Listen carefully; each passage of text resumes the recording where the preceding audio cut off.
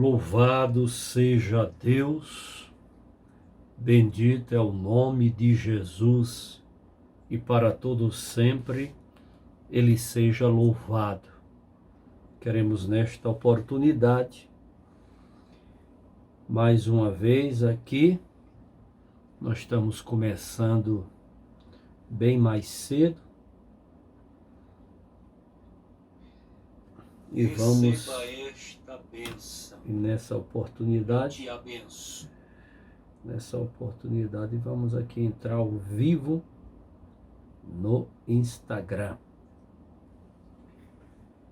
Nós iremos falar sobre a Páscoa, que é algo bastante pertinente para os dias atuais.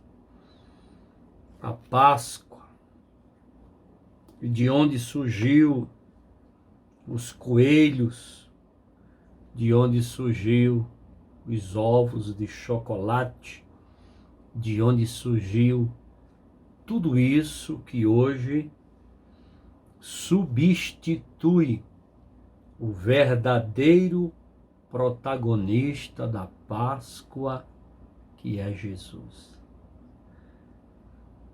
Boa noite, a paz do Senhor Jesus Cristo seja sobre a tua vida.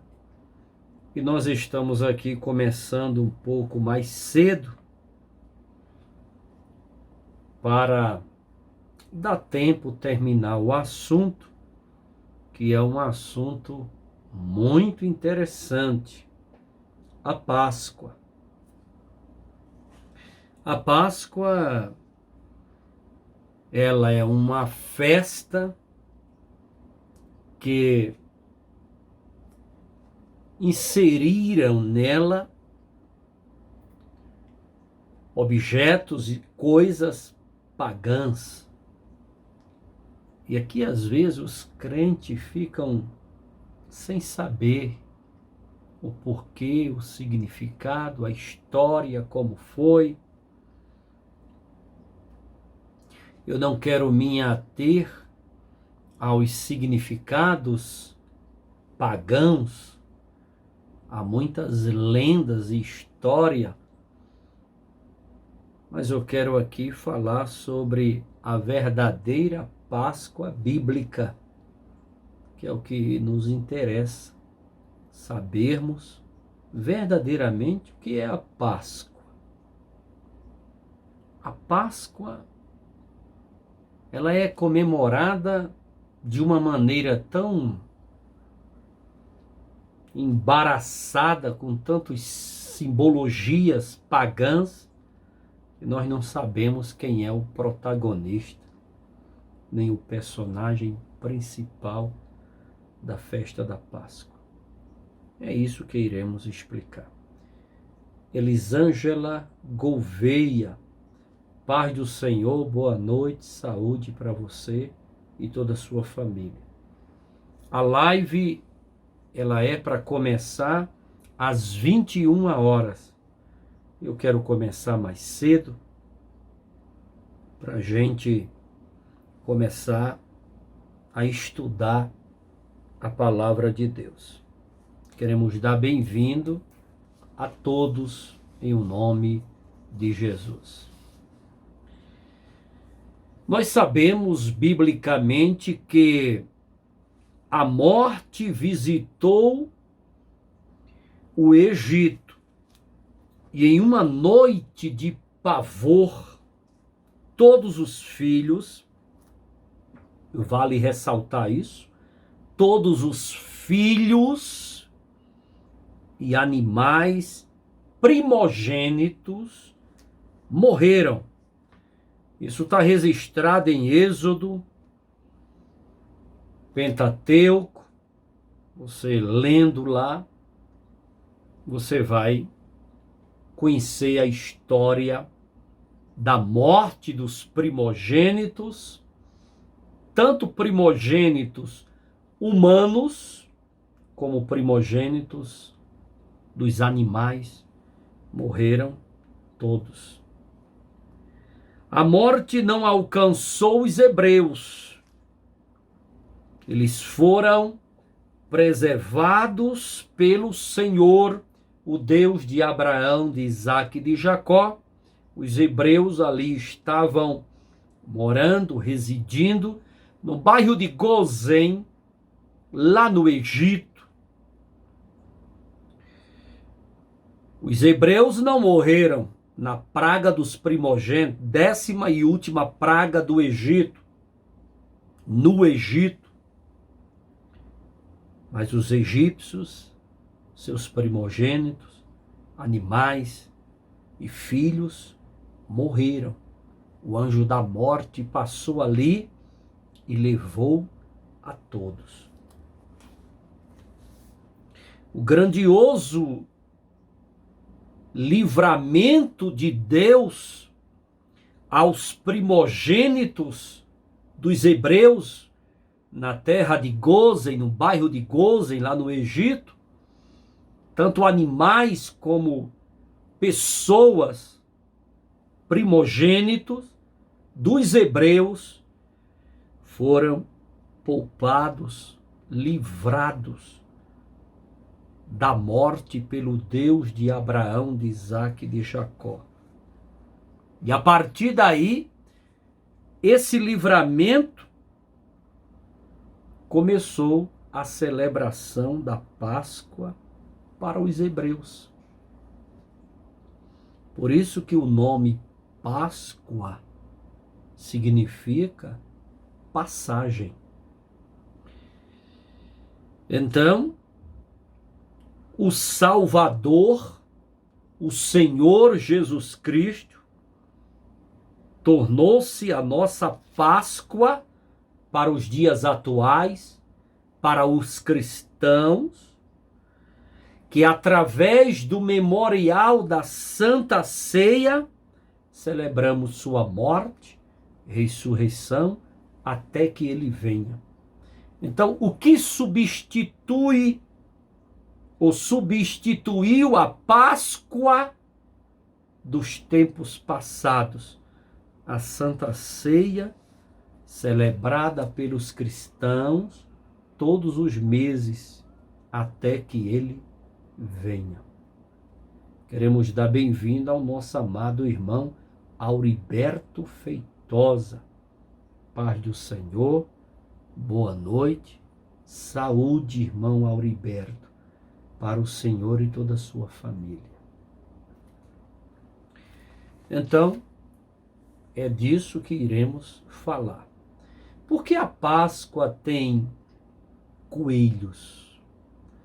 Por que a Páscoa tem ovos de chocolate? E por que a Páscoa quase não se fala de Jesus? Jesus é esquecido, não só na Páscoa, também no Natal. O Noel se tornou protagonista do Natal e tomou o lugar de Jesus. O coelho se tornou o protagonista da Páscoa e tomou o lugar de Jesus. Há uma lenda contada que uma deusa desce dos céus, tudo relacionado a Semíramis, e ela encontra uma ave na terra morrendo, e ela salva aquela ave da morte, transformando-a em uma lebre. Não é nem coelho, é uma lebre. Lebre é diferente de coelho, né? Há muitas pessoas que pensam que o Pernalonga é um coelho. Não é, é uma lebre. Tudo começou com a história de uma lebre. Depois o dono do Pernalonga mudou para um coelho por causa de direitos autorais. Aí ficou coelho mesmo, mas há uma diferença do coelho para a lebre. Se você olhar o Pernalonga, suas características de uma lebre. E é uma lebre. Mudou o nome por causa de direitos autorais. Então, essa deusa pagã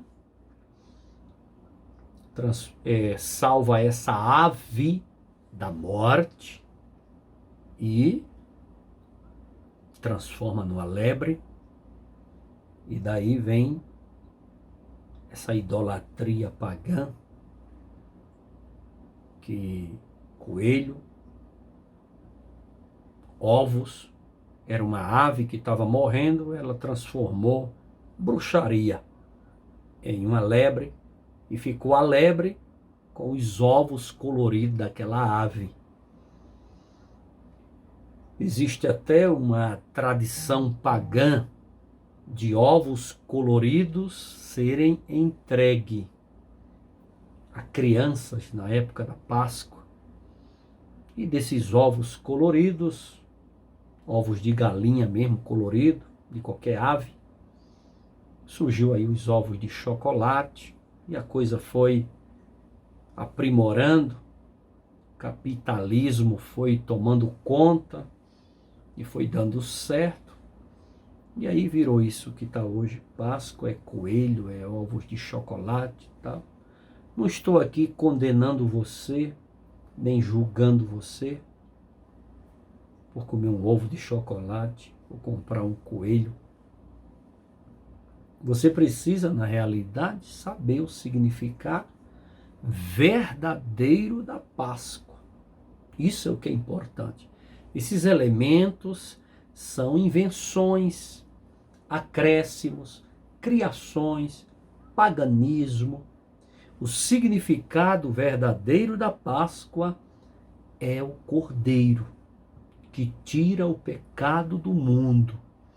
Quem é o Cordeiro que tira o pecado do mundo? O Senhor Jesus. Então, protagonista da Páscoa é Jesus, não é o coelho.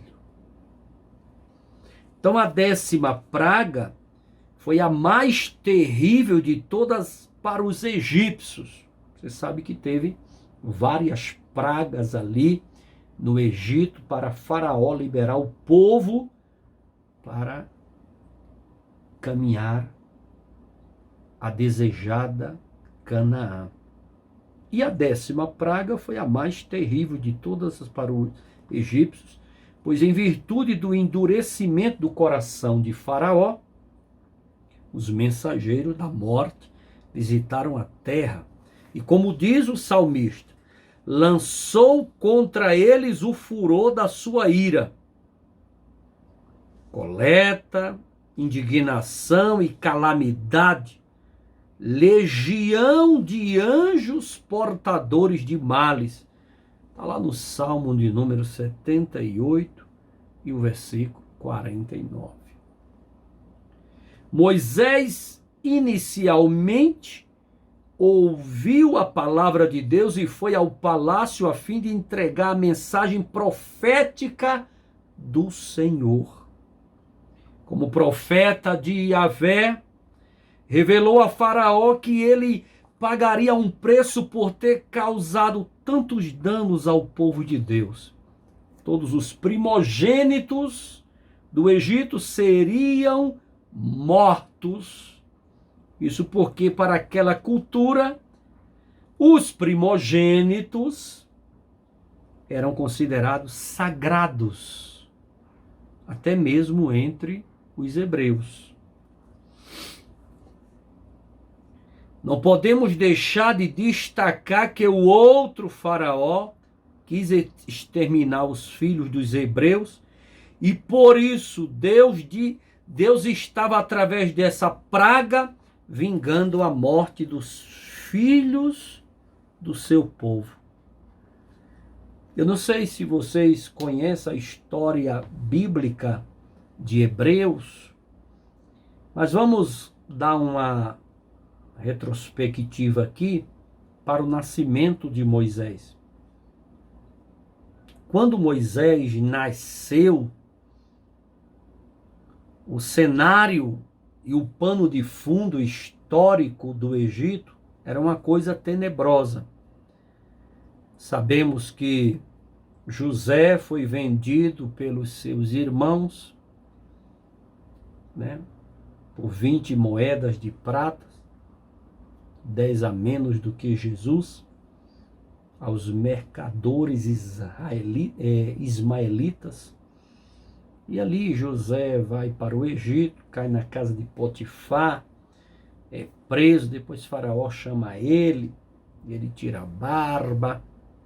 Dessa tirada de barba é que a Assembleia de Deus botou uma doutrina que barba leva para o inferno, por aí. E aí ele se torna governador do Egito, José. Quando José se torna governador do Egito, ele traz seu pai e seus irmãos para morar no Egito. E vieram 70 almas morar com José, governador do Egito. E veio Jacó, seus irmãos, onde houve o perdão. E aí, como os israelitas da família de José eram pastores de gado miúdo e gado grande, eles foram morar no bairro de Gozen, onde existia uma pastagem linda e maravilhosa, específica para criar gado. Eles eram pastores. E ali o povo começa a crescer. O tempo vai passando, aquele faraó que amava José morre. José também morre. O tempo passa, surge outro faraó e escraviza o povo hebreu. Escraviza de uma maneira terrível. Nessa escravidão, o cenário quando Moisés nasce, Moisés, filho de Arão, estou falando Arão não, Arão era irmão de Moisés, estou falando do pai de Moisés. Arão, pai de Moisés, casado com Joquebede, mãe de Moisés, nasce Arão, Miriam e Moisés. Moisés, quando nasce, a ordem de Faraó, as parteiras que cuidavam das mulheres hebreias grávidas, se nascesse homem, era para jogar no rio Nilo. E ali os crocodilos do Nilo, que eram animais enormes, se alimentavam de crianças. Então a criança, se era fêmea, era poupada a vida, mas se era macho, era jogado no rio Nilo. Porque o macho poderia futuramente crescer, se revoltar e lutar pela liberdade. Por isso que o macho era morto e a fêmea era preservada. Quando nascia uma mulher, poderia viver escrava. Nascia um homem, jogava no rio Nilo para o jacaré do Nilo, os crocodilos do Nilo devorar os hebreus.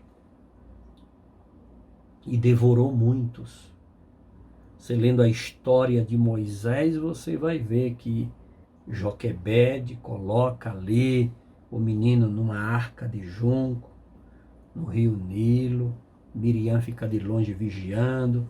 A princesa, filha de Faraó, vem tomar banho, vê o choro do menino, coisa tudo organizado por uma sincronia, uma harmonia feita pelo próprio Deus. Aí a filha de Faraó se torna mãe adotiva de Moisés. Isso está tudo na Bíblia. Aí Miriam pergunta para a princesa: você quer uma ama de leite? Aí quem é que vai dar de mamar?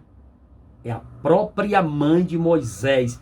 Ama de leite, Joquebede. Agora Joquebede ganha dinheiro do palácio para amamentar o próprio filho Moisés. Tudo milagre. Moisés se torna filho adotivo de Faraó e libertador do povo do Egito. A história é assim. Queremos dar bem-vindo nossa irmã Maria Luísa. Seja bem-vinda, Pai do Senhor, boa noite, saúde para você e toda a sua família. Então, quando nós olhamos para para o que está acontecendo aqui, a 10ª praga, matando primogênitos, animais e filhos de egípcios, nós entendemos que o próprio Deus está ali vingando o número de tantos e tantos israelitas, homens, crianças, bebês do sexo masculino, que foram jogados no rio Nilo e devorados pelos crocodilos, a mando de Faraó, porque era um decreto. E as parteiras Sifra e Puá desobedeciam esse decreto e não jogava os meninos no rio Nilo para os crocodilos devorar. A Bíblia diz que a vingança pertence ao Senhor, não ao crente. Não ao crente. O crente que se vinga precisa se converter. Mas a Bíblia diz que a vingança pertence ao Senhor. E agora ele está vingando aqui. Muito embora sejamos ensinados a não buscar vingança, porque a vingança pertence ao Deus de Abraão, de Isaac e de Jacó, mas vemos Deus aqui vingando dos egípcios. Sabemos, no entanto, que Deus, no seu tempo, julgará aqueles que se opõem e persegue os que servem a ele, tendo em vista que o homem ceifará o que plantar. E isso é verdade. A lei da semeadura, ninguém escapa dela. Você plantou, semeou, você vai colher. A fim de preservar os seus primogênitos, os hebreus celebravam sua Páscoa através da morte de um cordeiro, tendo seu sangue colocado na verga e nos umbrais das portas das casas onde viviam as famílias israelitas. Essa atitude apontava para o derramamento do sangue do Cordeiro de Deus, que tira o pecado do mundo. E quem é o Cordeiro de Deus que tira o pecado do mundo? O Senhor Jesus, o protagonista da Páscoa. Pois sem esse não haveria remissão de pecado. Jesus foi nosso substituto, tendo morrido pelos nossos pecados, tomando o castigo a nós destinado. Quando o anjo da morte passou para ceifar a vida dos primogênitos, não tocou nos filhos dos hebreus. Ao verem o sangue nos umbrais, de igual modo, todos aqueles que creem em Cristo como Salvador estão livres da morte eterna. Então, há uma simbologia na Páscoa dos hebreus para a Santa Ceia dos dias atuais. Nós encontramos na Páscoa o sangue do cordeiro nos umbrais das portas. Eles mataram o cordeiro, colocaram sangue nos umbrais das portas, como sinal ao anjo da morte. Não entres aqui. Aqui tem o sangue do cordeiro nas vergas e nos umbrais das portas. Deus orientou os hebreus do bairro de Gósen, morando no Egito, para colocar sangue nos umbrais das portas como sinal de que aquela casa, de que aquela família servia ao Deus de Abraão, de Isaque e de Jacó. O anjo da morte passou ali, e onde ele não via sangue nos umbrais da porta, ele matava tanto o primogênito humano como o primogênito de animais. Queremos dar bem-vinda à missionária Áquila, nossa filha. Um abração aí para o nosso genro evangelista Tiago e um beijão no coração do nosso netinho Samuel Barbosa. Queremos dar bem-vindo também a Maiane. Jesus te abençoe, Maiane. Saúde para você, Maiane, toda a sua casa. Jesus te abençoe, mulher de Deus. Obrigado pelo carinho de estar conosco. Lucilene, nossa amiga, nossa irmã. Paz do Senhor, boa noite. Saúde, Lucilene, para você e toda a sua família. Nossa irmã Elisângela Gouveia. Seja bem-vinda, mulher de Deus. Saúde para todos vocês. Saúde para a família de vocês. Que Deus abençoe. Então, a Páscoa. Ah, pastor, mas é pecado eu comer um ovo de Páscoa? Não. Só quero que você entenda o significado verdadeiro. Eu não estou aqui para julgar você. Eu não sou juiz. Eu estou aqui para mostrar para você, biblicamente, a Bíblia não fala nada de coelho, nada de ovo de chocolate. Isso tudo é um paganismo. O mundo jaz no maligno. E como o mundo jaz no maligno, tudo, as festividades, elas viram tudo idolatria, paganismo, mentiras, significados que não tem nada a ver, objetos, protagonistas que não tem nada a ver. Na realidade, o mundo, a carne, o diabo, pega o significado original das festas e muda, distorce. Se você lê a história da Páscoa dos hebreus, não existe lebre, não existe coelho, não existe ovos coloridos, não existe chocolate, não tem nada disso. Isso tudo é uma falácia, uma invenção. A verdadeira Páscoa é o Cordeiro de Deus que tira o pecado do mundo, que é o Senhor e Salvador Jesus Cristo.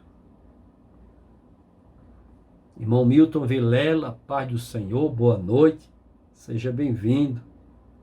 Saúde para o Senhor e toda a sua família. Então, a palavra Páscoa quer dizer passagem em hebraico. Passagem. Em alusão à passagem da morte que passaria pelas casas, ceifando as vidas dos primogênitos. Quem estava passando ali era o anjo da morte. O anjo da morte estava passando ali, pelo Egito, para matar, ceifar a vida de todos os primogênitos, animais e pessoas. Então, Páscoa significa passagem. E quem estava passando ali? Era o anjo da morte. Aos hebreus, para escaparem de tal juízo, cabia observar os procedimentos dados por Deus. Eles mergulhavam os ramos de uma planta denominada isopo na bacia com o sangue do cordeiro e o colocava nas vegas e nos umbrais das portas. Está lá em Êxodo, capítulo 12. Eu não vou ler porque toma muito tempo. Eu quero só explicar.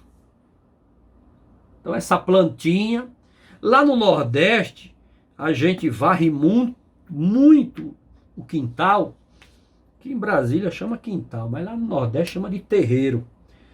Eu quando cheguei aqui do Pernambuco, ia pregar aí aqui em Brasília, cheguei do Pernambuco em 98 aqui em Brasília, e eu ia pregar, e os irmãos falavam para mim, pastor, não fala terreiro não, que terreiro aqui é terreiro de macumba, aqui é quintal. Digo, lá na nossa terra, terreiro é terreiro, não é terreiro de macumba. Lá, macumba lá é catimbó, meu amigo, catimbó. Macumba, no velho e querido Pernambuco, é catimbó. Mas aqui tudo muda e eu comecei mudando, né? Para não atrapalhar. Então, mas vou falar como pernambucano. O terreiro de casa lá em casa era varrido com com uma vassoura de um mato chamado vassourinha. A gente pegava um mato, né? Colhia lá no quintal de casa, no terreiro de casa, né, na roça, esse mato chamado vassourinha, e fazia aquela vassoura de mato e varria o terreiro lá de casa, lá no velho querido Pernambuco. Então esse isopo aqui é uma planta que eles faziam estilo um pincel, amarrava, né? E pegava o sangue do cordeiro e colocava nessa planta e saía salpicando nos umbrais, nas vergas das portas, para que o anjo da morte, quando passasse ali, passasse longe, né? Então, essa passagem é que originou o nome Páscoa. Em seguida, essa mesma planta era usada para aspergir o sangue que confirmava a aliança de Deus com seu povo. O cordeiro havia sido assado e comido às pressas. Assado e comido às pressas. O povo deveria estar pronto para partir logo que fosse dado um sinal. A refeição consistia do cordeiro assado, pães asmos e ervas amargas, antecipando assim o sacrifício vicário de Cristo. O pão era sem fermento, porque não havia tempo para que esse crescesse, no caso o fermento. Além de ser este um símbolo de impureza para os hebreus, o fermento. A palavra de Deus associa o fermento com o pecado, bem como com os falsos ensinamentos. O fermento também na Bíblia refere-se à hipocrisia. A igreja do Senhor não pode se envolver com práticas pecaminosas. Antes deve viver em santidade, sem se deixar contaminar com o fermento do mundo.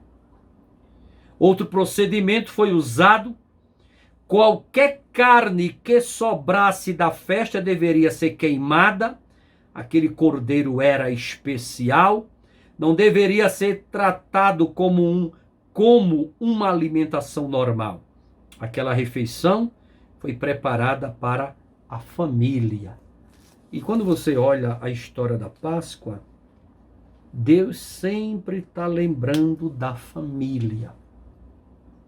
O interessante é que lá na frente nós vamos ver, porque eu estou falando aqui sobre a Páscoa de uma maneira bem rápida, como se fosse uma introdução. Depois nós vamos nos aprofundar a detalhes mais minuciosos. Então não é nessa live aqui no Instagram que eu vou resolver o assunto da Páscoa. Como a Páscoa aí está em evidência, né? Nós vamos falar com significados mais profundos, né? porque o cordeiro era de 1 ano, como era que fazia para... Então eu quero entrar aqui em um material, um material cultural, né, histórico, e falar detalhes minuciosos da Páscoa. Na realidade, hoje, eu estaria aqui pregando e falando a continuidade da live passada, que era sobre a Torre de Babel. Eu tenho muita coisa para falar da Torre de Babel. Porém, eu dei uma parada na Torre de Babel e peguei o material da Páscoa. Porque muita gente pergunta, pastor, como é que é a Páscoa? Por que que tem coelho na Páscoa, lebre na Páscoa, ovo de chocolate na Páscoa? Como é a Páscoa do cristão? Como deve ser? Então, eu estou aqui tentando te explicar. Então, a Páscoa é uma refeição família. Sempre Deus valorizando, priorizando a família. Irmãos, quem quer destruir a família é o diabo.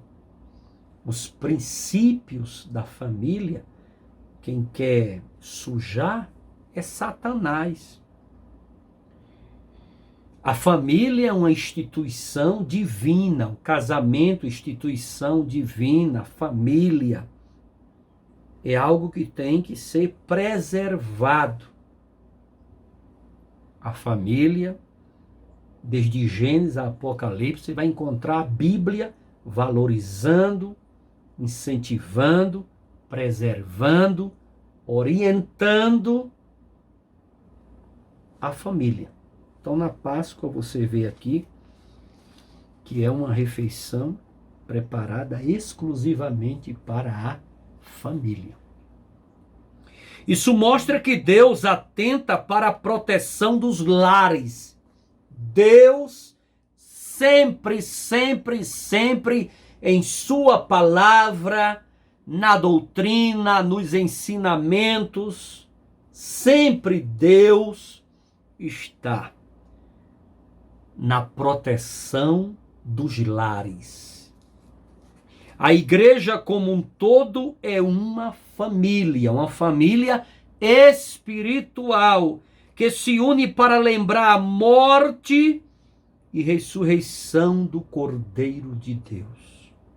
O caráter memorial da Páscoa israelita fora retomado pela fé cristã, a fim de celebrar o sacrifício de Cristo na cruz do Calvário.